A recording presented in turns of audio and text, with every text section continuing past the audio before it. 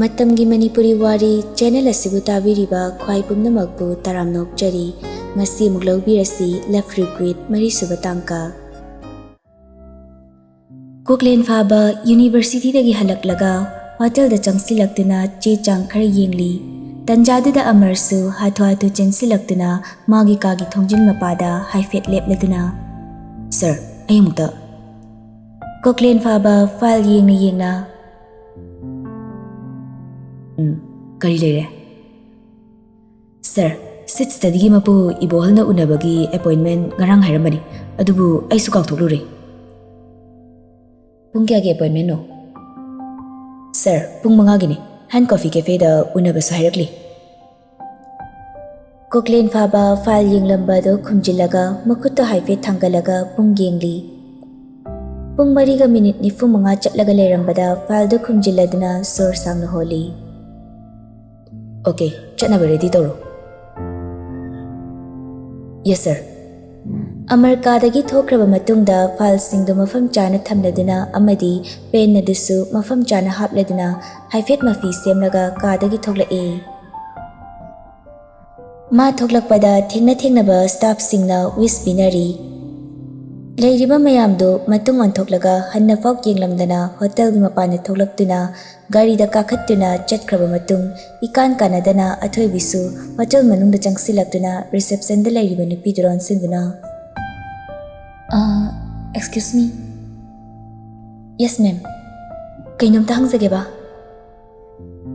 Yani kari takpi sigi ma'am hotel sigi mapu Koklen Fabaga amta unajage yagadra Reception da leibi nupidu athoi bida haifet set liba dress kerek liba makeup aduda yenglaga Kari thabaki sargu nabigadamno Athoi bi kari haisige haina ngahak khalam matungda Maga wari sanazage tawbani Kari matangi Unarani haibage asa maga loinana Aigi se personally tari ado nupi edusu no fit tawraga Sorry ma'am, personal gi already sarbu nazabagi ayaba lagzadi. Athoi biwa makata na haina gi tawbani adubu customer laklabada reception da lairiba nupidu lakliba customer duda oina mai onsin krabada upai leitana hotel aduda gi thoklakte. Minasu magi manakta thuna changsilaktuna Koklen Fabaga unaramani haibagi asada harauna changsilai. Kamai tawge unarabo? Kai di unabano? Personal gidi unabagi tanja pidi kana hairino reception da laiba nupi duna hairakli ni kaino mai dostriro aikoi se kanano haibase khangrajalo mamai du da thajining mam phore hayeng amuk la ga lore jaslaw anauba ma aiga khangnei aduda kamai tawgini yinguse hotel manungdana staff singdo wari sanari hauziki nupi do athoi bi natro athoi bistala amra haise Lame masak to ubada tinbi haugi tawi yam haina de haiba mana phajaribni kaina selai dubu ekhodi ubade kaizari Moigum basnani hauji crime yamna tholaisi hauji ke thoi biduna tro ina khonba macha singdagi sumsum duna paisa lokthoi haido Mani adunabu mayamna gold digger na kaunnarisini mina haibi amaga premi haibi amaga slai daine moina tawba soft se aidi haina debu So mina masulebani masida ista nupa mayamsina khoiren masa paibagumna Sergu na laglise maramamagi mali Aduni personally kaina hairamido Koklen Faba hand coffee cafe de yokshilaktuna kumtharakpada uri makhoi gari khamambado Koklen sor sangna holeduna manungda changsilaktuna mafamadu koilai leiraga yenglakpada leiramiba mayamdusu mangonda loina mityeng thamlai Nupa macha khara coffee thaklaga lerambada mamai du laisilaklaga Jos mamanaba mayamga wati suraga lerambani akhana na kaurakpada mamai du laithoklaga yenglubada mayamba Koklen Faba oirambada nganglapna yenglaga tamo nangna sida kadawriba Jos masada pakhana ona tainana khomlai tamo haladoini Koklen Faba wa makha tarudre kachin oirapna ahalama famlaga leiribadu urakladuna magi manakta chumjung changsinki Sit study chairman ibo haloi bireko Hoi mani kari lere hekta takpishi Ibungo, aigi sit study se amuktadi kanbiyu. Aina wana honazaduna company se linkhatcharapani. Adubu, chahi ani sida aikoi financial down am tarakli. Aduna amuktadi kanbiyu. Nupa aduna magi bag te yauriba file kharadu putharaktuna yenghalli. Punga ma hena file singdo kupna yenglaba matungda. Sir ki company se handak chahi sidi fazana problem leri. Financial pariba staff ado fazana wari sanaba ma darkar tai. Aduga amu marakta staff singna paisa kharadi lakthok lamgodra haina chingni. Yam hena mangtharakli se handak ki thasida henani. Atai sidi thoidokpa leitrabrana khali. Ibunga na amuktadi mateng tawbiyu. Ai handak ki matang se jail de yodore. Okay, athubida sir ki sit study karna bohanaragi. Adubu leiriba staff sing se fazana mamutana investigation amadi changra haina khali. Maju tawbiyu ibungana aigidi misu laizadi. Ai fana bohana zarage. Hayeng songge office ta lakjarage akupa marol singdo fazana kupna wari sanarasi. Koklin fabagi wahai da tarage ibohal kharadi penjai. Ibunga coffee karoke. Yardi sir, ai muge uzarage. Koklin faba hogalaga mapan thokrabada amarsu table da lairiba file singdo khomjillaga nupa dida piramlaga thuna thokladuna gari thoraga chatkrabada Josu thuna thoki. Boris Jos ki matawda nokningladuna tik noklakpadada tumthinamadi prem ngakna. Kaino nangna angawbadawna noklibaduna.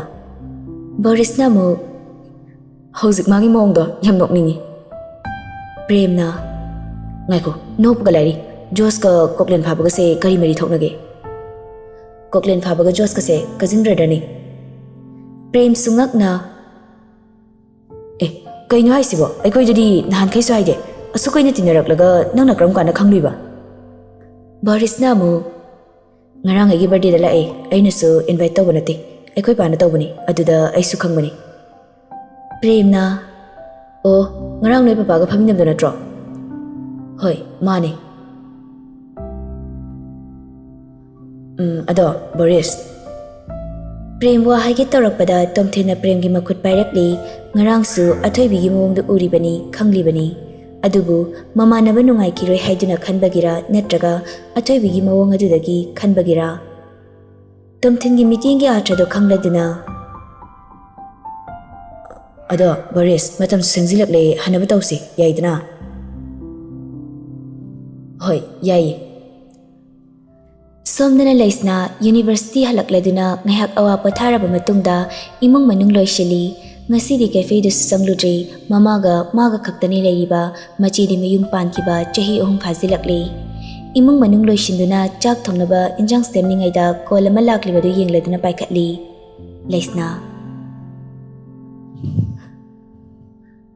Hello Borisna Hello kaidorige Airo chak thongnaba injang semni kai lerge ngasai nang class le ne yaropra hoi yare aduri notes to ngasi semdero horen semnaga nangi panaba nangnaba pirake haying antana natraga university lorsi ai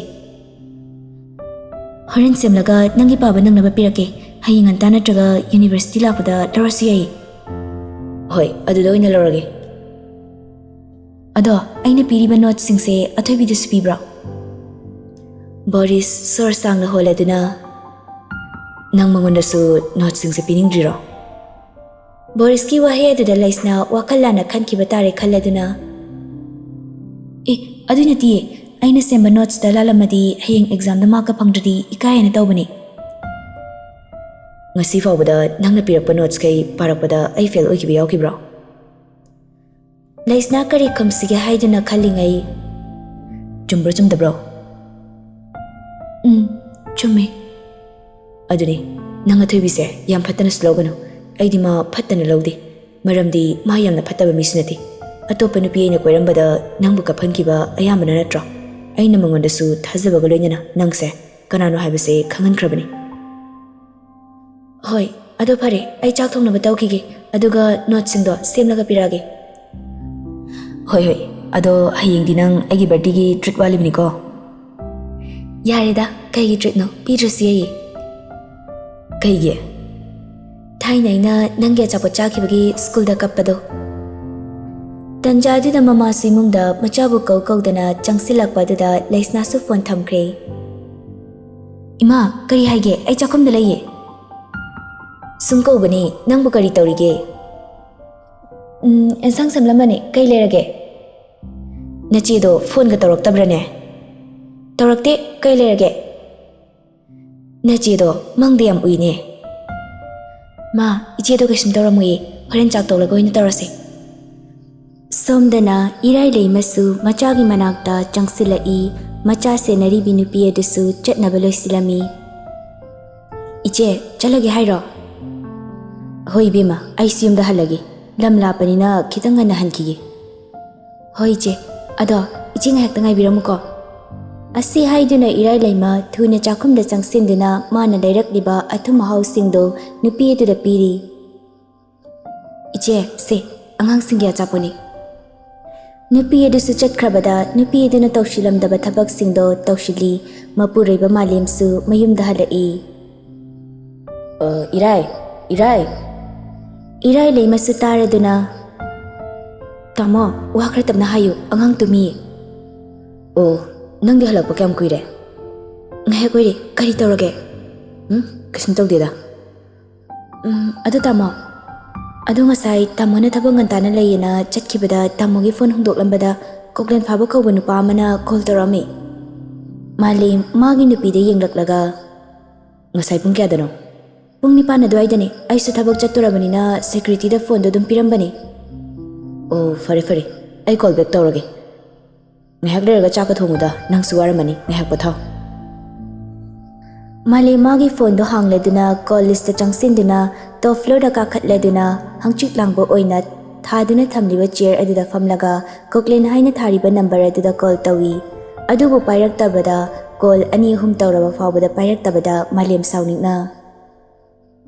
Masi mise lakena hai sohairaktaba hairugana pawdi yawni hekta hairakpa ma haisini handakti ma aina kaidoge habdi yengoba. Phone gi ring lakpa aduda malem khangprek khangna phone du kanano haiduna yengdi koklen calling. Hello? Malem, I am no worry. Hayeng wina fazana wari sanarse. Thamage, nang suwaramani. Yare, phone da haina dressine. Hayeng ayuk lake, thamo nang. Wai krasi hairamaga malem na phone thamkibado koklen gari da kakalaktuna phone do laktana langi. Amar su gari da kakaladuna. Sir, yumna dum haladoira. Koklen khumlakte puliba taido haifet kom halaga wahiyamata haidana situ da nga tharaga mamit ushili. Ningthouja su gari gi mirror adom da haifet yenglaga Amar don sindina. Amar, ngasai khoi hotel da masak phajaba ngangmuna aingonda khoi sar hanglakpai wani. Amar na mu kanai angang no haise. Adugadi aisu khangudri angang do yamna toina aina ubras tawi. Adugadi aisu khangudri angang do yam toina aina ubras tawi.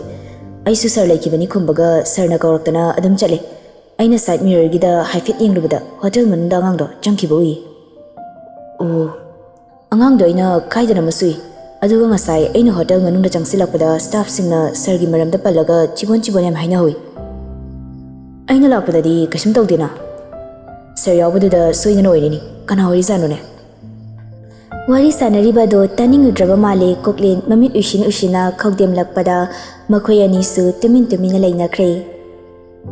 Pung tare tarakle mayumda yaurakladuna magi kada chumjing changki masado ayuktagi pothadribani ka hek yawbaga mafiga hongdabi direct famungda changsinduna hiplaga mamit ushilaga magi kada kanagumbi amatta changsilude rani amargi manakta changsilaktuna. Amar, noi sardi changkrabo. Awanti, sardi nga saina changkrabani sargi pachai sida leizari. Hoi, thamo. Adudi ayamu Chalo, hazana chalu ko. Amar chatkrabada rani wakal haifet khalaga purakliba pochai singdo paireduna koklen gi kada changsilai thongdo lok hangbaga ushilamba mamitto fatlongna pangthorai. Rani sunok mi table da magi pochai singdo thamladuna magi manakta changsilaktuna. Koklen, nang bukari tawrage. Indomcha, ngahak pathabani. Rani phamungda phamdarakpaga Rani lomda mamai onstinduna Rani gi tampakta makokta thamladuna ngahak pathajai. Rani Sumachagi Masamduda Haifet Nali. Ningthouja. Ngasidi ay yam nungaitaba thawdok amana. Koklen, nangbu kari torage. Ngasise, wa ngangba ngamdana sinthara pirang. Pung kharagi mamangda thokiba thawdoksingdo mitmangda sangsang urakli. Numidang wairamgi mi chinkhalakpa mamli taurakpa chairak adudani miyai chalaba nupi amana lambi mataida pot yonbadu urai. Ngaihak leiraga nupi ani magi manakta prap changsinkiduna nupi adugi manakta famlaga lairibado Koklena urure gari manungdagi ubani tauribasingdo. Kari hainabadagino khangdana nupi aniduna thuna hogatlaga miyai chalabi nupi adugi Tharaga yoliba pochai singdo loina haidokibadu urakpada Koklen ngakna yengli. Nakan na chatliba amadi leplaga lairuba mi singadusu tumin lepli nupi aniduna tawriba singdo khamagi mahutta. Kuina yengba ngamdraba male thuna garidagi prapra kumthaduna makhoigi manakta changsilakpadadi nupi aniduna pot yoliba nupido furi. Koklen khanglaw lawrai. Kaino tawrisibo nupi amana nupi amada harassment piraga mayamna tumina lepaga yenglibsna karino. Nupi amana Ibungo mase aikoina tawba yaraba hakni. Karino hak haibida ha karino ba nupi sina kari lalubagino asuklamna otpiribisibo nupi sina nakhoi anida kari tawkhrage. Nupi eduna amu aina mabu phuribase mani yoriba pochai singse tangmanbagi phuribani. Koklen ngehak tumina lay sauning mana makhut masado khutum tashili. Lambi sorokta kashum laitraba nupi amaga laungnabasu magi izzat amasu laibanina ngehak tumina masana masa phathaduna. Amarsu yengbada nungaitraba male. Mayam kari tobirage tumina lepaga yenglarisibo ikai bidrabo nupi se khamba kaidoge. Nupa amani video namlibadu uraklabada thaujal thuna changsilaktuna makhuttagi phone do mullaga Nupi shida watpini biraga nangna video namliduna karamba nishano nungaiba thabak lamasibo kainoma thokpada social media da hana yauna bek to honai shibu sigi video sinamlaga kari kanagani nupi singsigi mateng panggi hutta noino oina Amaramadi thaujalna leptuna yengliba singaduda chaibiya ba chairibani mi singdo tumin maru luktharaga yetpam tangamnadana lainei Inak khulaba mi singna tola taraba mi singbu hanthana yengba sibu hongna sara Makhoibu karisu tawba ngamlaroi haibagi namada tawbiribra tola taraba makhoisu mi natabra makhoigisu izzat laitabra makhoisu thamoi pandrabra ikaiba masak khangdabra Koklen phaba nupi adugi manakta thuna changsilaklaga tapna famtharaduna Imagi pochai singse kayam tangba pot yauge Nupi aduna kapna Ibungo imagi pochai singse yamna tangbo oidi Marianse lupa kumanga khakta hairuban adubu makhoina tangwandi haiduna thokliba thokdok singni Koklen nupi ani dida mamitna haifet yenglaga Oh pharima kapatolo Wahayasi hairaga pocket tagi paisa khara lauthoktuna nupi dida piraba matungda nupi ani gi manakta amuk changsilaklaga Inakuli haibagi mati mi bu hanthana yengbagi chanabise thadokpana fani Som kana no haibus khangje nakhoina setliba tongliba singse tola taraba mi singi matingdagini Wahayasi hairakpada nupi anido mangwanda yenglakpa tanja chana lambi da thaliba street lamp singdo mai ngalakpada leiramiba mi singdo ngakna mangwanda yenglai Rani nofit toraga Ngo kari sukhaluranu nafiga do hongdo adugane phajana pothanaba chakalorabani Somdana pung taret taraba fauba athoibi halaktribada mama ibi masana haldi pakhatpana lori mapureibasu halaktri Sanahal nomata machanupina pulliba mi nomata hanglude mapanda pakhana hangat handa chatli masadusu humangna pikangli machinda soli Ibima nangbu kari kadaida lege nangbu napala adi hatpirani ne Khana phone da pung yenglubada pung taret makhai taramdore pakhatna leiringai cherak aduda gari makhol tarakpada amukka hena sanahal pakhatkre gate to hangdokladuna gari thaujilaktuna khamlaba matung thuna gari dagi thung hangdorakpada sanahal pakhatna changsilai